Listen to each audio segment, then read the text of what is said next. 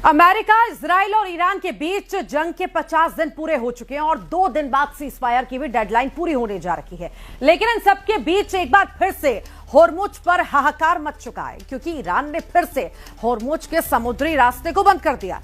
एक दिन पहले ही ईरान ने होर्मुज को पूरी तरह खोलने का ऐलान किया था, लेकिन यह घोषणा ज्यादा देर तक नहीं टिक पाई, क्योंकि अमेरिका ने नाकेबंदी हटाने से मना कर दिया। ईरान की ओर से नरमी बढ़ते जाने के बावजूद अमेरिका ने निगरानी जारी रखी, जिसे आधार बनाकर ईरान ने यू टर्न लिया और होर्मुज खोलने के फैसले को 24 घंटे के भीतर ही पलट दिया है। इसका बड़ा असर भारत पर भी पड़ेगा और पड़ा भी है, क्योंकि होर्मुज पार कर रहे भारत के 2 जहाजों पर भारी गोलीबारी हुई।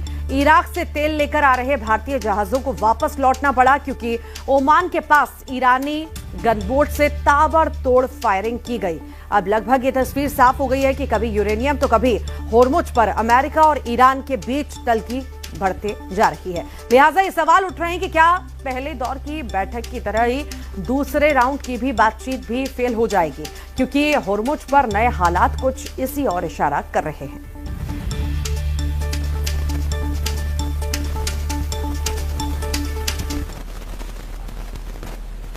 ईरान और अमेरिका के बीच एक तरह से सीज फायर टूट चुका है। ईरान ने समंदर में जहाजों पर हमले शुरू कर दिए हैं। खबर तो यहां तक की है कि होर्मुज को ईरान ने पूरी तरह से बंद कर दिया है। ईरान ने यह भी ऐलान कर दिया कि राष्ट्रपति ट्रंप की बेतुकी मांगों के चलते वो पाकिस्तान में होने वाली वार्ता में नहीं जाएंगे।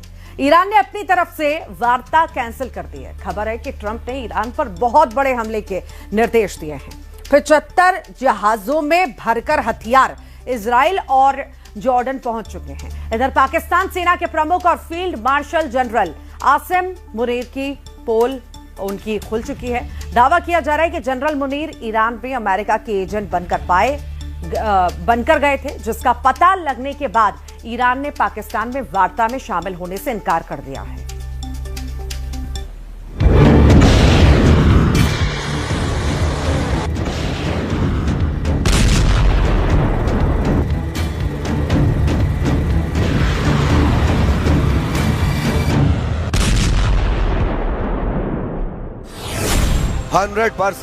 होर्मुज में हमले को तैयार ईरान।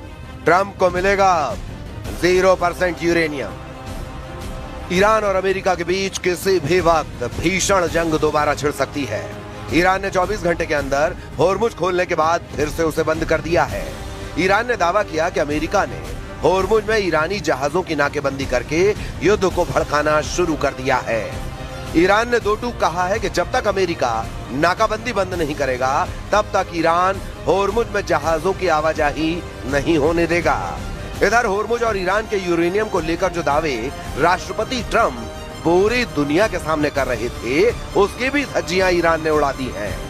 खबर है कि ईरान की संसद के अध्यक्ष मोहम्मद बाघिर गालिबाफ ने राष्ट्रपति ट्रंप को दुनिया का सबसे बड़ा झूठा राष्ट्रपति कहते हुए दावा किया है कि ट्रंप ने 1 घंटे में 7 से ज्यादा ऐसे झूठ बोले हैं जिसका वार्ता से कोई ताल्लुक नहीं है। गालिबाफ का यहां तक दावा है कि ईरान का यूरेनियम कहीं नहीं जा रहा, वो ईरान में ही रहेगा। जबकि ट्रंप ने दावा किया है कि ईरान अपना यूरेनियम अमेरिका को सौंपने को राजी हो चुका है। हैरान करने वाली एक और खबर भी है। दावा किया जा रहा है कि पाकिस्तान सेना के प्रमुख field marshal general Asim Munir का ईरान का दौरा काफी हद तक फेल हो चुका है। खबर है कि जिस तरह से जनरल मुनीर ने पहले ईरानी नेताओं को गुमराह किया और फिर ट्रंप को ईरानी नेताओं की तरफ से झूठे आश्वासन वाली सूचनाएं दी, उससे ट्रंप को लगा कि ईरान सरेंडर करने जा रहा है। लेकिन जैसे ही जनरल आसिम मुनीर की पोल पट्टी खुली, ईरान ने सख्त तेवर के साथ होर्मुज को फिर से बंद कर दिया है। ऐसे हालात में अब दावा किया जाने लगा है कि 22 अप्रैल या फिर 22 अप्रैल से पहले जो 16 अमेरिकी युद्धपोत ईरान की घेराबंदी किए हुए हैं, ईरान उन पर भी हमला कर सकता है। ट्रंप ने बोले 7 झूठ, फिर भड़का ईरान का होर्मुज युद्ध। ईरानी संसद के अध्यक्ष मोहम्मद बाघिर गालिबाफ ने 17-18 अप्रैल 2026 की रात को सोशल मीडिया प्लेटफॉर्म एक्स पर एक बेहद कड़ा बयान जारी किया है। उन्होंने दावा किया कि डोनाल्ड ट्रंप ने 1 घंटे के भीतर 7 बड़े झूठ बोले हैं। गालिबाफ ने इन झूठों को अमेरिका की मानसिक युद्ध नीति और तेल बाजार को प्रभावित करने की चाल बताया है। गालिबाफ ने ट्रंप के साथ झूठ की लिस्ट भी जारी कर दी है। जरा देखिए, ईरान सब कुछ मानने को तैयार हो गया है। ट्रंप ने दावा किया था कि ईरान ने अमेरिका की सभी शर्तें मान ली हैं और वो झुक गया है। गालिबाफ ने इसे पूरी तरह खारिज करते हुए कहा कि ईरान ने अपनी संप्रभुता से कोई समझौता नहीं किया है। तो हॉर्मुज पूरी तरह खुल गया है। ट्रंप ने सोशल मीडिया पर घोषणा की थी कि हॉर्मुज अब पूरी तरह खुला है।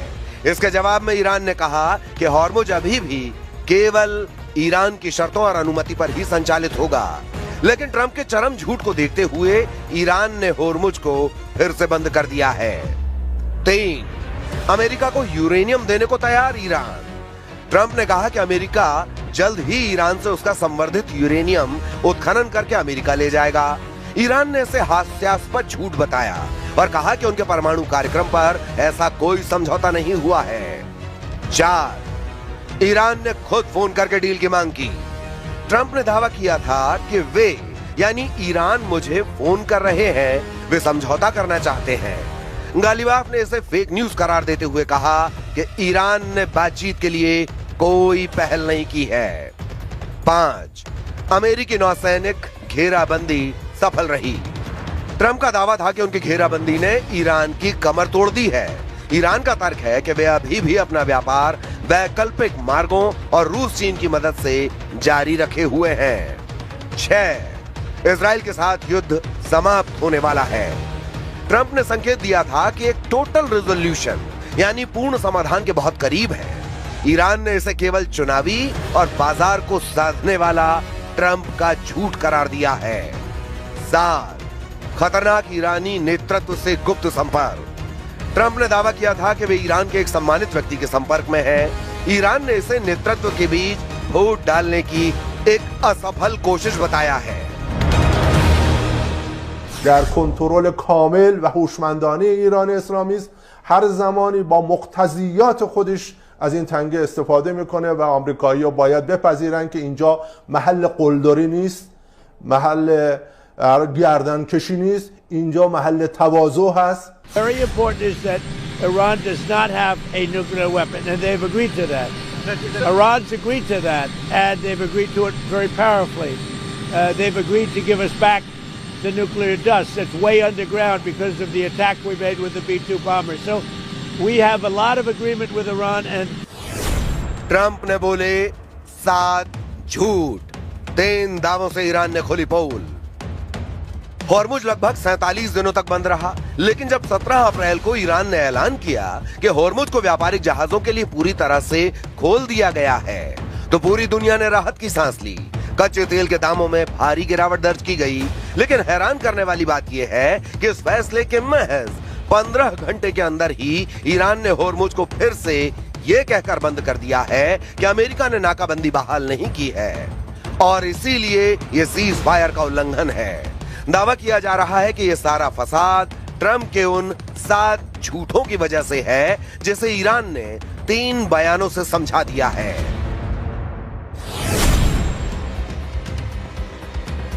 ईरानी संसद के अध्यक्ष मोहम्मद बाघेर गालिबाफ ने इन 7 दावों को नकारते हुए 3 बड़ी बातें साफ की हैं। मैदान तय करेगा, सोशल मीडिया नहीं। हॉर्मुज खुला रहेगा या बंद, ये सोशल मीडिया की पोस्ट से नहीं बल्कि मैदान की हकीकत और सैन्य कार्रवाई से तय होगा। इस बयान के बाद हॉर्मुज बंद कर दिया गया। ईरानी अनुमति अनिवार्य। हॉर्मुज से गुजरने वाले हर जहाज को ईरान के डेजिग्नेटेड रूट और IRGC की अनुमति का पालन करना होगा, तभी जहाज गुजर सकते हैं। नाकेबंदी का जवाब, यदि अमेरिका ने ईरान के बंदरगाहों की घेराबंदी जारी रखी तो हॉर्मुज को स्थायी रूप से बंद कर दिया जाएगा और अब हॉर्मुज ईरान की तरफ से बंद किया जा चुका है।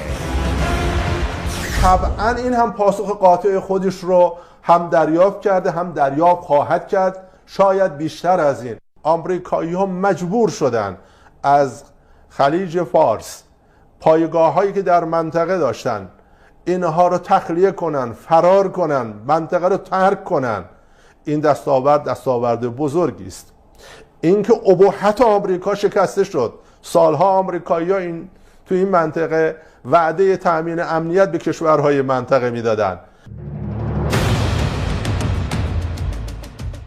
ट्रंप पर ईरान जंग पड़ेगी भारी, 40% अमेरिकी हथियार खत्म।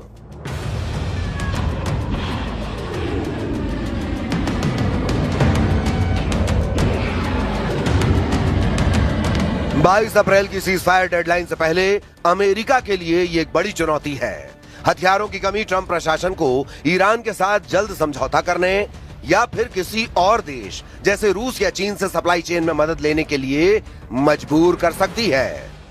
ईरान युद्ध के 39वें दिन अमेरिका के हथियारों के भंडार को लेकर जो आंकड़े सामने आए हैं वे काफी चिंताजनक हैं। विशेषज्ञों का मानना है कि जिस रफ्तार से हथियारों का इस्तेमाल हो रहा है वो अमेरिकी रक्षा उद्योग की उत्पादन क्षमता से कहीं अधिक है।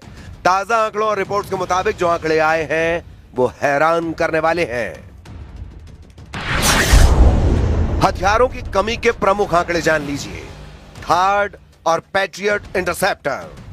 युद्ध के शुरुआती 16 से 20 दिनों में ही अमेरिका ने अपने थार्ड इंटरसेप्टर का लगभग 40% स्टॉक इस्तेमाल कर लिया था। ईरानी मिसाइलों को रोकने के लिए भारी संख्या में पैट्रियट यानी PAC-3 मिसाइलों का इस्तेमाल हुआ। टॉमहॉक मिसाइलें। अमेरिकी नौसेना ने अब तक लगभग 535 से अधिक टॉमहॉक मिसाइलें दागी हैं, जो कुल इन्वेंट्री का लगभग 17% से 20% है। एक मिसाइल की कीमत लगभग $3.5 मिलियन यानी 29 करोड़ है। ATACMS और SETI गाइडेड हथियार। रिपोर्टों के अनुसार अमेरिका ने अपने ATACMS और प्रिसिजन स्ट्राइक मिसाइलों का लगभग 46% हिस्सा खर्च कर दिया है। युद्ध के कारण अब तक ईरान को हुए आर्थिक नुकसान के साथ साथ अमेरिका और इजराइल का सैन्य खर्च भी अरबों डॉलर में पहुंच गया है। केवल मिसाइल डिफेंस पर ही अमेरिका ने अब तक $10 बिलियन यानी 840 अरब या कहें 84,000 करोड़ रुपए खर्च कर चुका है। डिफेंस एक्सपर्ट जैसे CSIS का कहना है कि समस्या ये नहीं है कि हथियार कल खत्म हो जाएंगे, बल्कि यह है कि यदि चीन के साथ कोई नया मोर्चा खुलता है तो अमेरिका के पास पर्याप्त स्टॉक नहीं बचेगा। खबर है कि पेंटागन ने हथियार निर्माताओं को उत्पादन चौगुना करने का निर्देश दिया है, लेकिन विशेषज्ञों का मानना है कि इन्वेंट्री को प्री वॉर लेवल पर लाने में 12 से 18 महीने का समय लगेगा। सीज फायर तोड़वाएगा यूरेनियम। ट्रंप का ईरानी दांव फेल। इधर ट्रंप ने दावा किया कि ईरान के साथ युद्ध खत्म करने को लेकर समझौता बहुत करीब है। उनके साथ पाकिस्तान में बातचीत जल्द ही फिर शुरू हो सकती है।